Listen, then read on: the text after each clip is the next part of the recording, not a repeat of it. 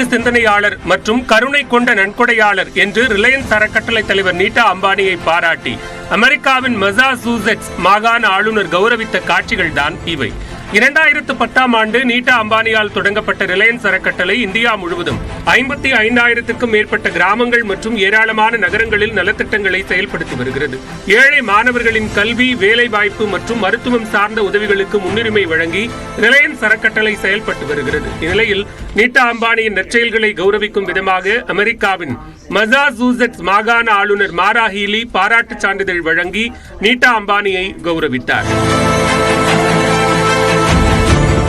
Passionate leader that you are in so many realms, and wanted to present this in recognition of your incredible philanthropy and your global engagement on so many matters of importance to so many.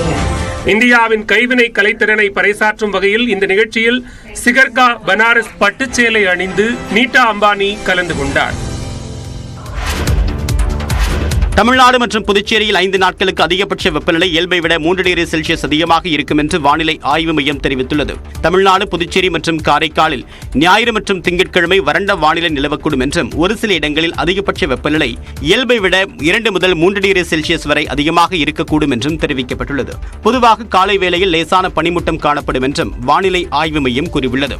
வரக்கூடிய செவ்வாய்க்கிழமை முதல் 3 நாட்களுக்கு தமிழ்நாடு, புதுச்சேரி மற்றும் காரைக்காலில் ஒரு சில இடங்களில் அதிகபட்ச வெப்பநிலை இயல்பை விட 2 டிகிரி முதல் 3 டிகிரி செல்சியஸ் வரை அதிகமாக இருக்கக்கூடும் என்றும் கணிக்கப்பட்டுள்ளது. இதேபோன்று சென்னை மற்றும் புறநகரில் இன்றும் நாளையும் லேசான பனிமூட்டம் காணப்படும் என்றும் அதிகபட்ச வெப்பநிலை 33 டிகிரி செல்சியஸை ஒட்டி இருக்கும் என்றும் தெரிவிக்கப்பட்டுள்ளது.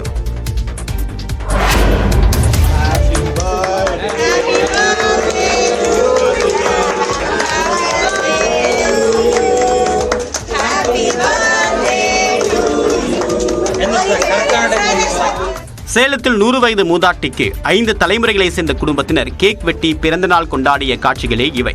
சரஸ்வதி என்ற மூதாட்டிக்கு 3 மகன்களும் 2 மகள்களும் உள்ளனர். அனைவருக்கும் திருமணமாகி அவர்களும் பேரன் பேத்தி எடுத்து சேலம், கோவை, கரூர், பெங்களூரு உள்ளிட்ட பல இடங்களில் வசித்து வருகின்றனர்.